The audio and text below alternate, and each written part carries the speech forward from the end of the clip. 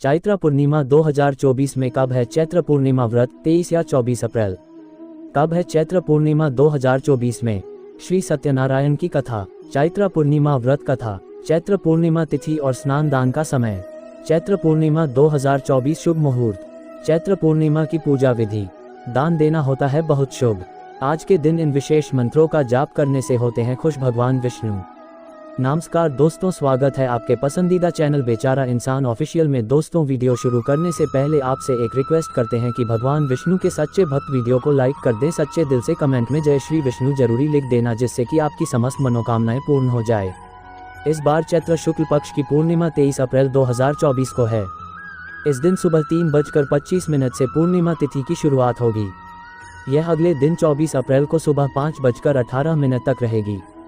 उदय तिथि के अनुसार 23 अप्रैल को पूर्णिमा का व्रत रखा जाएगा। अगर आप भी चैत्र पूर्णिमा के दिन व्रत और पूजा पाठ करते हैं तो 23 अप्रैल को सुबह 4:20 से स्नान मुहूर्त की शुरुआत हो जाएगी। करीब 40 मिनट तक यानी 5:04 तक रहेगी। इस दिन पवित्र नदी में स्नान करना बेहद शुभ होता है। अगर आप पवित्र नदी में स्नान करने नहीं जा सकते हैं तो घर में ही नहाने के पानी थोड़ा जल डालकर स्नान कर लें। चैत्र पूर्णिमा व्रत कथा। हिंदी कैलेंडर के अनुसार प्रत्येक माह के अंतिम दिन पूर्णिमा तिथि होती है। अभी चैत्र का महीना चल रहा है और इस माह आने वाली पूर्णिमा को चैत्र पूर्णिमा के नाम से जाना जाता है। पूर्णिमा के दिन पवित्र नदियों में स्नान, दान व व्रत का विशेष महत्व माना गया है। कहते हैं कि जो लोग पूर्णिमा का व्रत करते हैं उन पर हमेशा माँ लक्ष्मी की कृपा बनी रहती है। व्रत के दौरान सत्यनारायण भगवान का पूजन किया जाता है और फिर कथा भी सुनी जाती है। चैत्र पूर्णिमा व्रत कथा। काशीपुर नगर के एक गरीब ब्राह्मण को भिक्षा मांगते देखकर भगवान विष्णु जी ने स्वयं ही एक बूढ़े ब्राह्मण के रूप में उस निर्धन ब्राह्मण के पास गए और कहने लगे, हे विप्रे, श्री सत्यनारायण भगवान मनोवांछित फल देने वाले हैं। तुम उनका व्रत पूजन करो, जिसे करने से मनुष्य सब प्रकार के दुखों से मुक्त हो जाता है। इस व्रत में उपवास का भी अपना महत्व है, किंतु उपवास से मात्र भोजन न लेना ही नहीं समझना चाहिए। उपवास के समय हृदय में ये धारणा होनी चाहिए कि आज श्री सत्यनारायण भगवान हमारे पास ही विराजमान हैं। अतः अंदर व बाहर शुचिता बनाए रखनी चाहिए और श्रद्धा विश्वास पूर्वक भगवान का पूजन कर उनकी मंगलमयी कथा का श्रवण करना चाहिए। श्री सत्यनारायण की कथा बताती है कि व्रत पूजन करने में मानव मात्र का समान अधिकार है, चाहे वह निर्धन, धनवान, राजा हो या व्यवसायी, ब्राह्मण हो या अन्य वर्ग, स्त्री हो या पुरुष। यही स्पष्ट करने के लिए इस कथा में निर्धन ब्राह्मण, गरीब लकड़हारा, राजा उल्कामुख, धनवान व्यवसायी, साधु वैश्य, उसकी पत्नी लीलावती, पुत्री कलावती, राजा तुंगध्वज एवं गोपगणों की कथा का समावेश किया गया है। इस कथा के अनुसार जैसे लकड़हारा, गरीब ब्राह्मण, उल्कामुख, गोपगणों ने सुना कि यह व्रत सुख, सौभाग्य, संपत्ति सब कुछ देने वाला है तो सुनते ही श्रद्धा, भक्ति तथा प्रेम के साथ सत्यव्रत का आचरण करने में लग गए और फलस्वरूप सुख भोग कर परलोक में मोक्ष के अधिकारी हुए। एक साधु वैश्य ने भी यही प्रसंग राजा उल्कामुख से सुना, किंतु उसका विश्वास अधूरा था और श्रद्धा में कमी होने के कारण उसने मन में प्रण लिया कि संतान प्राप्ति पर सत्यव्रत पूजन करूंगा। समय बीतने पर उसके घर एक सुंदर कन्या ने जन्म लिया। पत्नी ने व्रत की याद दिलाई तो उसने कहा कि कन्या के विवाह के समय करेंगे। समय आने पर कन्या का विवाह भी हो गया, किंतु उस वैश्य ने व्रत नहीं किया। सभी वह अपने दामाद को लेकर व्यापार के लिए चला गया। वहां उसे चोरी के आरोप में राजा चंद्रकेतु द्वारा दामाद सहित कारागार में डाल दिया गया। उसके अपने घर में भी चोरी हो गई। पत्नी लीलावती और पुत्री कलावती भिक्षावृत्ति के लिए विवश हो गई।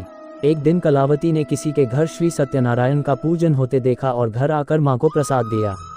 तब मां ने अगले दिन श्रद्धा से व्रत पूजन कर भगवान से पति और दामाद के शीघ्र वापस आने का वरदान मांगा। श्री हरि प्रसन्न हो गए और स्वप्न में राजा को कह दिया कि वह दोनों बंदियों को छोड़ दे, क्योंकि वह निर्दोष हैं। राजा ने अगली सुबह उनका धन धान्य तथा प्रचुर द्रव्य देकर उन्हें विदा किया। घर आकर पूर्णिमा और संक्रांति को सत्यव्रत का जीवन भर आयोजन करता रहा। परिणाम स्वरूप उसे सांसारिक सुख भोग कर मोक्ष प्राप्त हुआ। इसी प्रकार एक बार राजा तुंगध्वज ने वन में गोपगणों को श्री सत्यनारायण भगवान का पूजन करते देखा, किंतु अपने अभिमान की वजह से राजा न तो पूजा स्थल पर गया, न दूर से ही प्रणाम किया और न ही गोपगणों द्वारा दिया प्रसाद ग्रहण किया। परिणाम ये हुआ कि राजा के पुत्र, धन धान्य, अश्व गजादि सब नष्ट हो गए। राजा को फिर ये आभास हुआ कि विपत्ति का कारण सत्यदेव भगवान का निरादर है। तब उसे बहुत पश्चाताप हुआ। वह तुरंत वन में गया और गोपगणों को बुलाकर उनसे सत्यनारायण भगवान की पूजा विधि पूछी और बाद पूजा की भी। फिर उसने उनसे ही प्रसाद ग्रहण किया तथा घर आ गया। उसने देखा कि विपत्ति टल गई और उसकी सारी संपत्ति तथा जन सुरक्षित हो गए। राजा प्रसन्नता से भर गया और अपना सर्वस्व भगवान को अर्पित करते हैं। 23 अप्रैल को मनाई जाएगी। ये दिन भगवान श्री हरि विष्णु और माता लक्ष्मी की पूजा के लिए समर्पित है। इसे चैती पूनम के नाम से भी जाना जाता है। पूर्णिमा तिथि को मंत्र सिद्धि के लिए बिल्कुल शुभ समय के रूप में देखा जाता है। भक्त एकाग्रता में सुधार पाने के लिए पूर्णिमा तिथि पर चंद्रमा की भी पूजा जरूर करें। चैत्र पूर्णिमा 2024 में कब है? चैत्र पूर्णिमा व्रत 23 या 24 अप्रैल। जानिए तिथि और स्नान दान का समय। चैत्र पूर्णिमा तिथि और स्नान दान का समय। इस साल चैत्र पूर्णिमा 23 अप्रैल को मनाई जाएगी। ये दिन भगवान श्री हरि विष्णु और माता लक्ष्मी की पूजा के लिए समर्पित है। इसे चैती पूनम के नाम से भी जाना जाता है। धर्म डेस्क, नई दिल्ली। चैत्र पूर्णिमा 2024 सनातन धर्म में चैत्र पूर्णिमा धूमधाम और भव्यता के साथ मनाई जाती है। ये गुड़ी पड़वा और चैत्र नवरात्र के बाद आती है। इसे चैती पूनम के नाम से भी जाना जाता है। इस साल चैत्र पूर्णिमा 23 अप्रैल को मनाई जाएगी। वहीं इस दिन भगवान विष्णु, माता लक्ष्मी और चंद्र देव की पूजा का विधान है। ऐसा माना जाता है कि अगर इस तिथि पर किसी भी प्रकार की धार्मिक और आध्यात्मिक विधियां की जाए तो इसके परिणाम तुरंत देखने को मिलते हैं। अगर आप अपने इस व्रत को और भी खास बनाना चाहते हैं तो इस दिन से जुड़ी कुछ महत्वपूर्ण बातों को जरूर जान लें। चैत्र पूर्णिमा तिथि और स्नान दान का समय। इस साल चैत्र माह की पूर्णिमा तिथि की शुरुआत 23 अप्रैल सुबह 03:25 पर होगी। वहीं इसका समापन अगले दिन 24 अप्रैल सुबह 05:18 पर होगा। उदयातिथि को ध्यान देते हुए चैत्र पूर्णिमा का व्रत और स्नान दान 23 अप्रैल को होगा।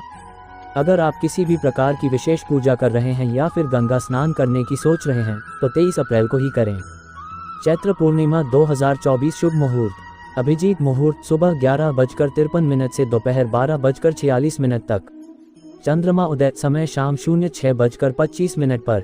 चंद्रमा पूजा का समय शाम 06:25 के बाद। चैत्र पूर्णिमा पूजा विधि। साधक अपने दिन की शुरुआत गंगा नदी में डुबकी लगाकर करें, क्योंकि ऐसा कहा जाता है कि चैत्र पूर्णिमा पर गंगा में स्नान करने से मोक्ष की प्राप्ति होती है। इस दिन लोग भगवान विष्णु की विधि अनुसार पूजा करें और खीर का भोग जरूर लगाएं। पूर्णिमा तिथि को मंत्र सिद्धि के लिए बिल्कुल शुभ समय के रूप में देखा जाता है। भक्त एकाग्रता में सुधार और मानसिक शांति और खुशी पाने के लिए पूर्णिमा तिथि पर चंद्रमा की भी पूजा करें। इसके अलावा लोग इस शुभ दिन पर गंगा नदी में डुबकी लगाने के लिए प्रयागराज, हरिद्वार व ऋषिकेश जैसे पवित्र स्थानों की यात्रा भी करते हैं। चैत्र पूर्णिमा कब है? चैत्र माह के शुक्ल पक्ष की पहली पूर्णिमा को बेहद शुभकारी माना जाता है। इसे चैत्र पूर्णिमा या चैती पूनम भी कहा जाता है। इस दिन चंद्र देव की चमक पूर्ण पर होती है। पूर्णिमा के दिन भगवान विष्णु और मां लक्ष्मी की पूजा अर्चना होती है। इस दिन व्रत करना बेहद लाभकारी होता है। भगवान विष्णु और मां लक्ष्मी की कृपा प्राप्त होती है, जिससे व्यक्ति के जीवन में आने वाले कष्ट और समस्याएं भी दूर हो जाती हैं। अगर आप भी चैत्र पूर्णिमा का इंतजार कर रहे हैं तो आइए जानते हैं चैत्र पूर्णिमा की तारीख, शुभ मुहूर्त, पूजा विधि और इसका महत्व। कब है चैत्र पूर्णिमा 2024 में? 23 अप्रैल को पूर्णिमा का व्रत रखा जाएगा। अगर आप स्नान मुहूर्त की शुरुआत हो जाएगी करीब 40 मिनट तक यानी 5:04 तक रहेगी। इस दिन पवित्र नदी में स्नान करना बेहद शुभ होता है।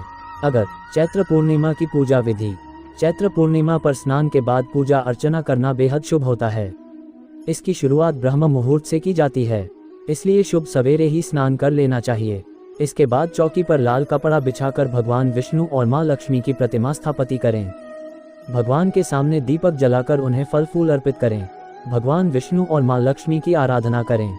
व्रत का संकल्प लेने के साथ ही भगवान को अपनी मनोकामना बताएं। कनकधारा स्तोत्र या मंत्र जाप के साथ ही माता रानी को खीर या मिठाई का भोग लगाएं। इसे प्रसाद के रूप में वितरण कर दें। दान देना होता है बहुत शुभ। एकादशी की तरह ही पूर्णिमा पर व्रत रखने के साथ ही दान का बड़ा महत्व है। इस दिन किसी गरीब या फिर मंदिर में दान करने पर भगवान प्रसन्न होते हैं। व्यक्ति को सभी समस्याओं से मुक्ति दिलाने के साथ ही उनकी इच्छाओं को पूर्ण करते हैं। पूर्णिमा पर भगवान विष्णु के मंत्र ओम नमो नारायणाय, ओम नमो भगवते वासुदेवाय और शांताकारं भुजगशयनं पद्मनाभं सुरेशम के जाप का लाभ प्राप्त होता है।